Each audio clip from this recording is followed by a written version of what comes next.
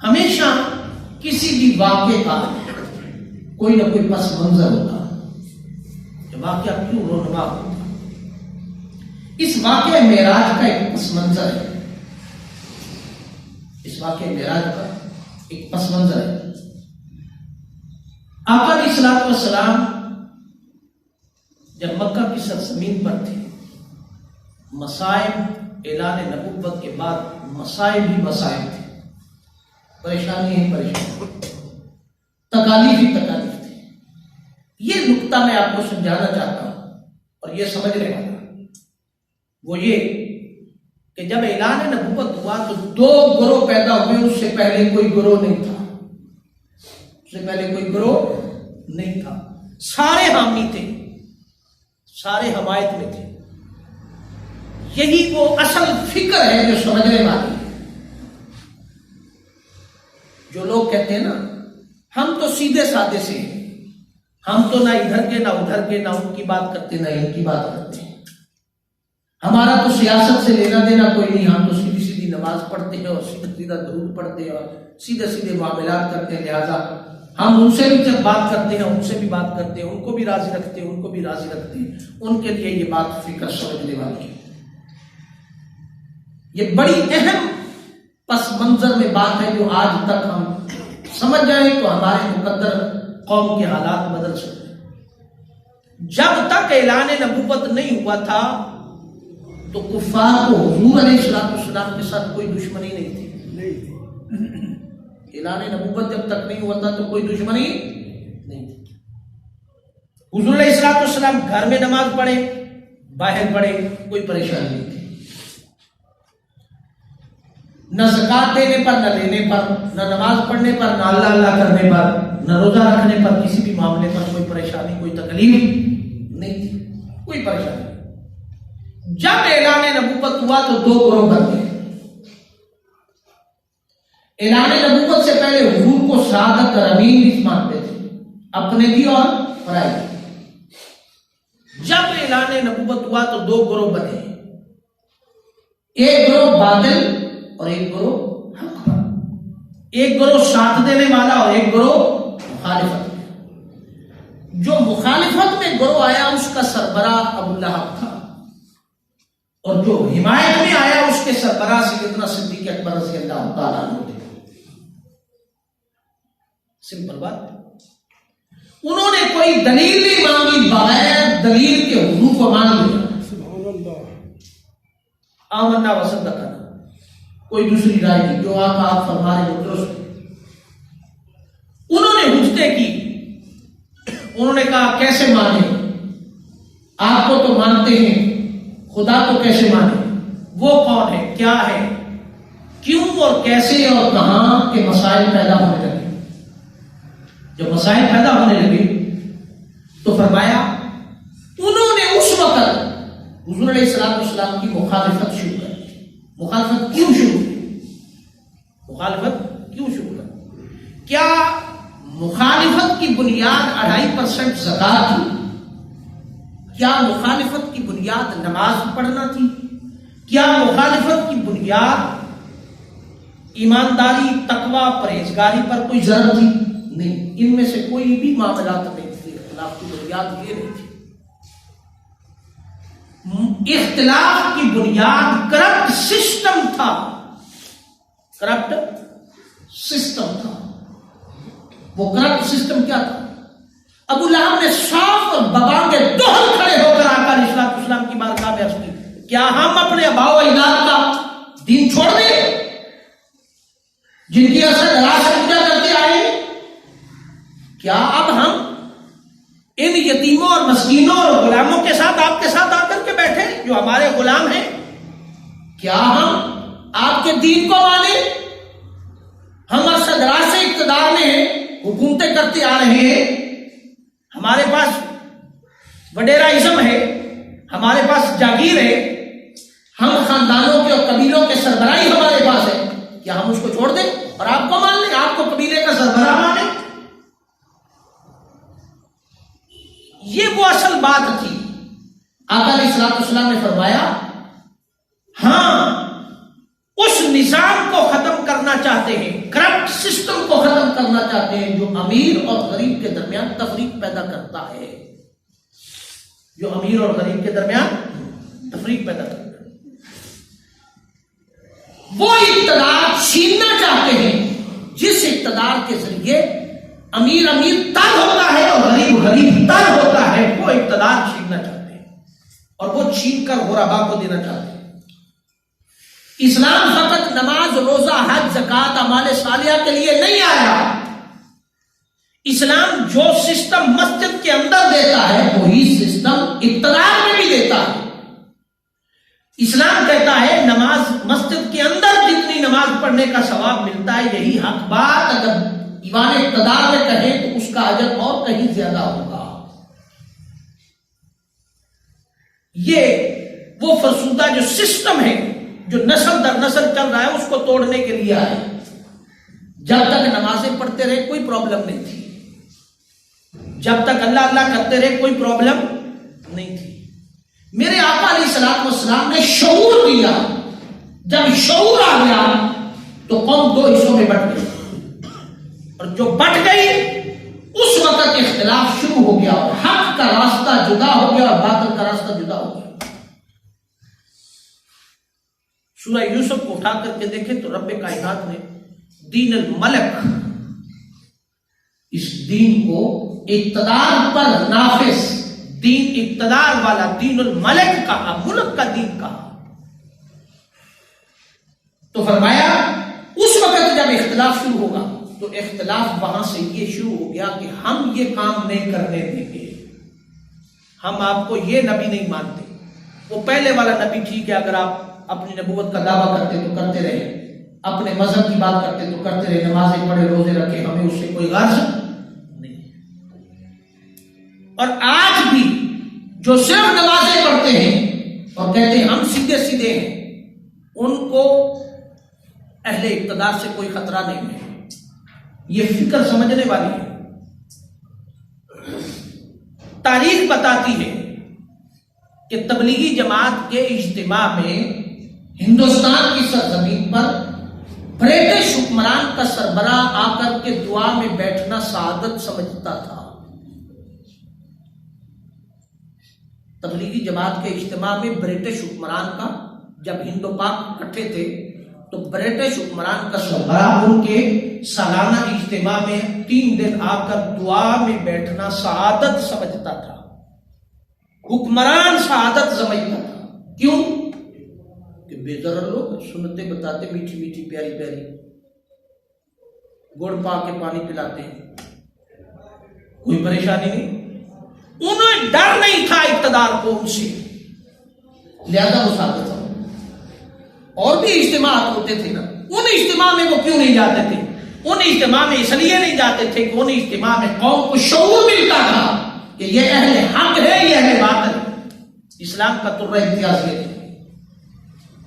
آج بھی کچھ لوگ ہیں جو اپنے آپ کو بے ضرر ثابت کرنے کی کوشش کرتے ہیں اور بے ضرر سمجھ کے بھکاریوں کی طرح ہر چوک چوراہے پر بھیک مانگتے دکھائی دیتے ہیں۔ بھکاریوں کی طرح ہر چوک چوراہے پر بھیک مانگتے دکھائی دیتے ہیں اور ثابت کرتے کہ ہم بے ضرر ہیں۔ بے ضرری کا لبادہ اوڑھ کر کہیں خارجیت کا کام ہے، کہیں فتنے کا کام ہے، کہیں فساد کا کام ہے، کہیں دین کی دھجیاں بکھیرنے کا کام ہے، اس سے پیسہ ملتا ہے، تجوریاں بھری جاتی ہیں، بینک بیلنس جمع ہے، کام چل رہا ہے، لیکن جو حق تھا وہ نہیں رہا، حق نہیں تھا۔ یہ تو بڑا سادہ کام ہے، ہر کوئی کرتا تھا اور آسان کام ہے۔ مولا کائنات علی علیہ السلام نے ارشاد فرمایا کہ جب آپ تم حق کا کام کر رہے ہو تو راستے میں کوئی رکاوٹ نہ آئے، کوئی پتھر نہ مارے، کوئی پوچھے نہ تمہیں کہ تم کدھر جا رہے ہو، کیا کر رہے ہو، اور اس رکاوٹ کو عبور کرنے کی تم جد و جہد نہ کرو اور کوئی پریشانی اور روکنے والا کوئی نہ ہو، تو یوں سمجھو کہ تم حق پر نہیں ہو، یوں سمجھو کہ تم حق پر نہیں ہو۔ ہاں اگر کوئی راستے میں چلتا ہوا رکاوٹ ڈالے، کوئی پوچھے، تم سے ٹکرائے اور تم اس سے ٹکرا جاؤ اور حق ثابت کرو، تو تو فرمایا پھر پتہ چلے گا کہ تم حق پر ہو اور تم حق پر ہو. یہ سمپل بات ہے. اس دن سے آقا علیہ الصلوۃ والسلام نے فرمایا ٹھیک ہے آپ کی مرضی ہے، مانو یا نہ مانو، مگر ہم حق ثابت کریں گے، ہم حق ثابت کریں گے. اور آقا علیہ الصلوۃ والسلام نے حق کیسے ثابت کیا؟ وہ جو یتیم مسکین فقیر رنگ و نسل کے مارے ہوئے، غربت کے مارے ہوئے، پریشان حال سیدنا حضرت بلال رضی اللہ تعالیٰ عنہ جیسی عظیم شخصیات، عظیم لوگ، سیدنا حضرت بلال جیسے لوگ جن کے ہونٹ موٹے موٹے، جسم کالا، رنگ و نسل کی حالات میں پروئے ہوئے لوگ، جن کے پاس تن ڈھانپنے کے لیے بھی کچھ نہیں تھا، میرے آقا نے ان غریبوں کو کھڑا کیا، ان کو شعور دیا، فرمایا یہ باطل ہے، ہم سے ٹکرائے گا، ہم حق سمجھ کر ان کے ساتھ ٹکرائیں گے. کیوں؟ کہ اللہ ہمارے ساتھ ہے، اللہ رب العزت ہمارے ساتھ ہے. ہم حق سمجھ کر ان سے ٹکرائیں گے، اللہ ہمارے ساتھ ہے. اور وہ ٹکرائے. اور یہ بات یاد رکھیں، پاکستانی قوم کے لیے میسج ہے، اتنے بدھو نہ بن جائے اور اتنے سادے نہ بن جائے، شریف نہ بن جائے کہ 272 روپے کا بھی پیٹرول ڈلوا کر کے تم انا للہ و انا الیہ راجعون سکون کی نیند سوئے ہوئے ہو اور دعا مانگ رہے ہو کہ حالات بدل جائیں گے. حالات جب تک قوم نہیں بدلے گی حالات نہیں بدلے گی. انہیں کوئی ٹس سے بس ہے، کوئی ہے بڑے آرام سے بیٹھ کر کے آج 22 بڑھا دیں، آج 30 بڑھا دیں، آج فلاں کر دیں، آج فلاں کر دیں. آٹے تیل کا بھاؤ پتہ چل رہا ہے نا. یہی قوم تھی مذاق اڑانے والی، یہی قوم تھی تماشا دیکھنے والی. اب تماشا دیکھو کیا بیت رہی ہے. یہی قوم دوبارہ پھر انہیں کو سجدے کرے گی.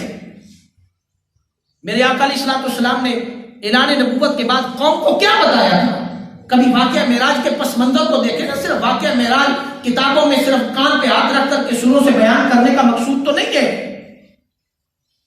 میرے آقا نے اعلان نبوت کے وقت یہی قوم کو بتایا تھا کہ اپنا حق لینا ہے تو کھڑا ہونا پڑے گا، اور میں کھڑا ہوں تمہارے ساتھ. حق کے لیے کھڑے ہوئے اور حق لیا، اور اتنا حق لیا، اتنا حق لیا، تکلیفیں آئیں، مگر فتح مکہ کے وقت یہ تاریخ اٹھا کے دیکھیں، یہ پس منظر تھا واقعہ معراج کا. فتح مکہ کے وقت جب 10,000 صحابہ حضور کے ساتھ حرم کعبہ کی طرف پیش قدمی کر رہے تھے، اس وقت سارے کفار باہر نکل کر کے استقبال کی پوزیشن میں کھڑے تھے. استقبال کی پوزیشن میں کھڑے تھے. اور سیرت رسول سیدی شیخ الاسلام پروفیسر ڈاکٹر محمد طاہر القادری کی اٹھائے. آپ نے فرمایا جب آپ حرم کعبہ میں داخل ہونے لگے، اس وقت بڑے بڑے قریش کے سربراہان آگے بڑھ کر حضور کو سیاسی پیشکش فرماتے ہیں. سیاسی پیشکش حضور کو فرماتے ہیں کہ یا رسول اللہ، آپ بڑے عرصے کے بعد مکہ آئے ہیں، آپ کو حرم کا طواف کرنے کی اجازت دیتے ہیں، آپ حرم کا طواف کر لیں. فرمایا بیٹھ جاؤ، سکون سے صبر کرو، طواف بھی کر لیتے ہیں، ادھر ہی طواف کرو، پیچھے ہٹ کے کھڑا ہو جانا. یہ میرے آقا کا انداز تھا. جہاں رحمت ہے وہاں جفا کشی بھی ہے، کمانڈر ان چیف بھی ہے، سپریم لیڈر بھی ہے. پھر ایک آیا، اس نے کہا ہم آپ کو حرم کعبہ میں پناہ دیتے ہیں. میرے آقا نے فرمایا ادھر سائڈ پہ کھڑو، ادھر نہ پنے کا ہمارے تھے پاسے ادھر کھڑو، چلے جاؤں گے، ہم بڑا وقت پڑے گا. پھر ایک آیا، اس نے کہا ہم اپنے گھر پیش کرتے ہیں، آپ کے ساتھ صحابہ ہے، رات کا قیام اور سکون. میرے آقا علیہ الصلوۃ والسلام نے فرمایا گھر ہمارے ہی ہے، ہم ہی چھوڑ کے گئے تھے، تمہیں پریشانی کیوں ہے؟ ہم لے لیں گے، ہم لے لیں گے، کیوں پریشان ہو؟ سائڈ پہ ہو جاؤ.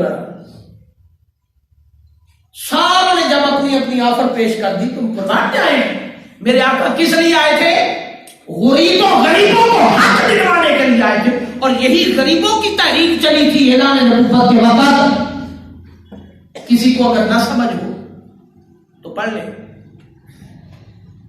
غریب کو حق دلوانے کے لیے جب سارے بڑے بڑے قریش اپنی اپنی آفر دے چکے، آقا علیہ السلام نے فرمایا صبر کر لے یار، اتنی پریشانی کیوں ہے، کر لیتے ہیں. سارے نے لے کے کھڑا کرتا، فرمایا ادھر کھڑے ہو جاؤ ذرا سائڈ پہ، آج فیصلہ وہ ہوگا جو ہم کریں گے. میرے آقا علیہ السلام نے فرمایا بلال آ جاؤ، کدھر ہو، آ جاؤ. سیدنا حضرت بلال نے ایک تہمت سی باندھی بھی ایک دو گھٹنوں سے اوپر ہے اور ناف سے نیچے سطر ڈھپا ہوا، جسم کے تن پہ کپڑے ہوئے. اتنی غربت بھی ہے.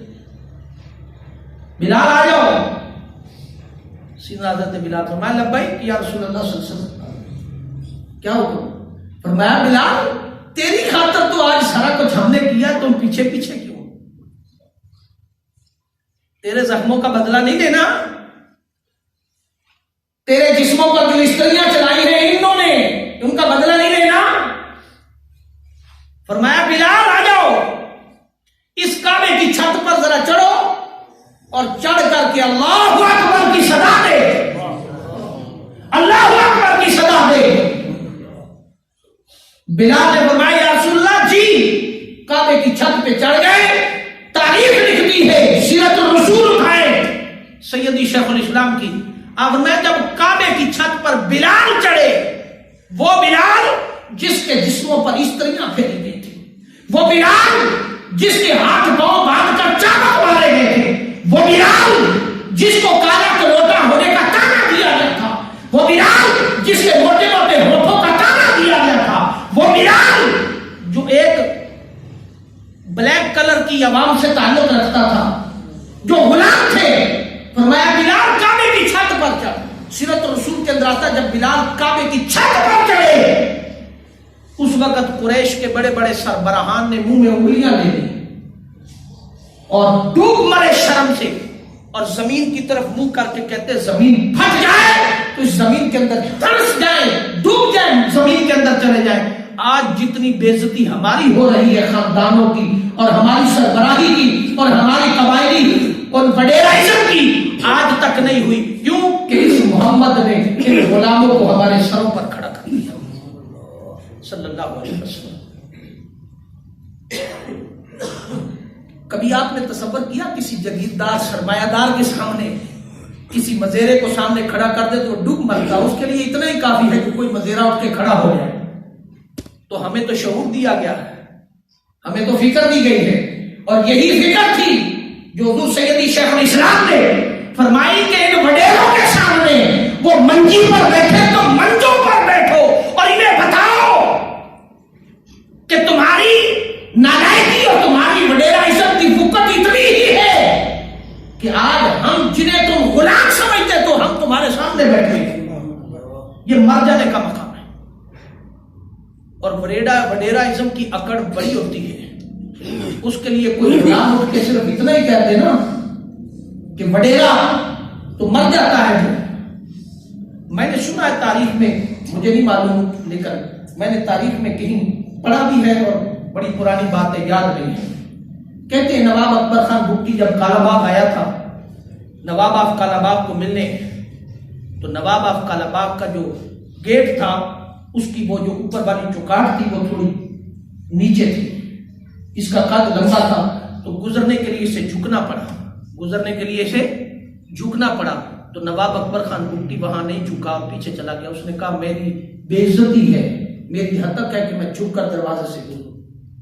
یہ وڈیرائزم ہے، یہ وڈیرائزم.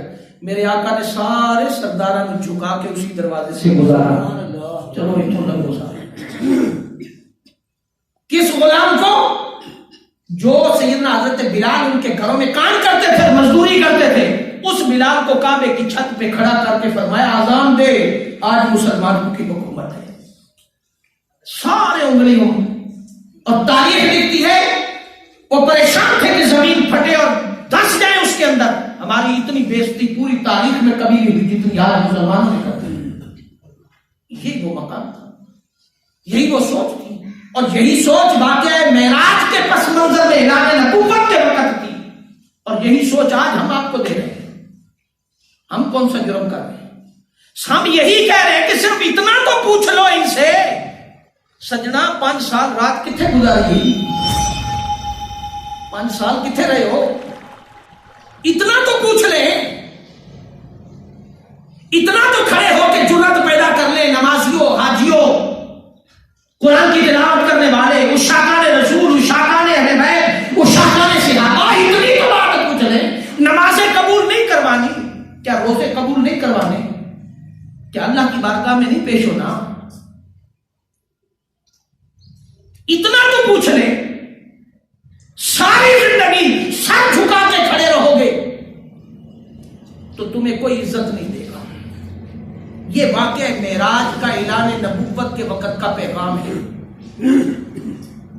اگر یہ پہلو کبھی کسی نے نہیں بتایا وارث منبر نے تو میرا قصور نہیں، یہ پہلو واقعہ معراج کے اندر درج ہے۔ حضور نے شیب ابی طالب میں 3.5 سال قید کس لیے تکلیف اٹھائی تھی؟ یہ سوچنے والی بات ہے نا۔ درود شریف پڑھنے والوں، تسبیحاں پڑھنے والوں، پرسکون ماحول کے اندر سجدے دینے والوں، عبادت کا حکم قبول بنانے والوں، کیا وجہ تھی میرے آقا علیہ الصلوۃ والسلام نے 3.5 سال شیب ابی طالب میں قید بند تکلیف برداشت کی؟ کیا وجہ تھی؟ کبھی وہ منظر اور حال دیکھا کہ کیا وجہ تھی؟ سوچنے والی بات ہے نا۔ کیا 2.5% زکات کا معاملہ تھا؟ کیا نماز روزہ نہیں پڑھتے تھے ان کا معاملہ تھا؟ نہیں، معاملہ صرف یہ تھا وہ حق دے دے جو دراز سے تم نے غریبوں کا چینا ہے، ہم تمہیں حکمران نہیں مانتے۔ ان کا نہیں مانتے تو 3.5 سال جیل چلے جاؤ۔ 3.5 سال جیل کا بھی گھاس کی جڑیں نکال کے کھائیں۔ اے پاکستانی قوم، جس رسول سے وفاداری کی بات کرتے ہو، ذرا سوچو، جس نبی کی شفاعت قیامت کے دن مانگو گے اس نبی نے تمہاری خاطر کتنی تکلیفیں اٹھائی، اس نبی نے کتنی تکلیفیں اٹھائی۔ کس منہ سے آقا کو شفاعت کی درخواست کریں گے؟ کوئی کام ہے نمازوں کے بل بوتے پر، روزوں کے بل بوتے پر، درود پاک کے بل بوتے پر؟ نہیں، یہ تو پرسنل معاملہ ہے۔ اور میں تو یقین رکھتا ہوں، آخری جملہ بڑا کامل یقین رکھتا ہوں، جہاں سوال قبر کے اندر من ربوں کا، مادینوں کا، من نبیوں کا ہوگا، من نبیوں کے سوال سے پہلے ہم سے ایک سوال اور بھی ہوگا، ہم سے ایک سوال اور بھی ہوگا، ہم سے ایک سوال۔ جس نبی کی شفاعت پر تمہارا فیصلہ ہونا، اس نبی کے متعلق، اس نبی کی سیرت، اس نبی کے کردار، اس نبی کی فکر کو کتنا تم نے اپنی زندگی میں نافذ کیا تھا؟ کیا ساری زندگی تم مفادات ہی کھاتے رہے، مفادات ہی لیتے رہے؟ فرمایا اس کو اپنی زندگی کے اندر کیا نے دیکھا، اس کا بھی حساب ہمیں دینا ہوگا۔ یہ واقعہ معراج کا پیغام ہے۔ اللہ پاک ہمیں عمل کی توفیق عطا فرمائے۔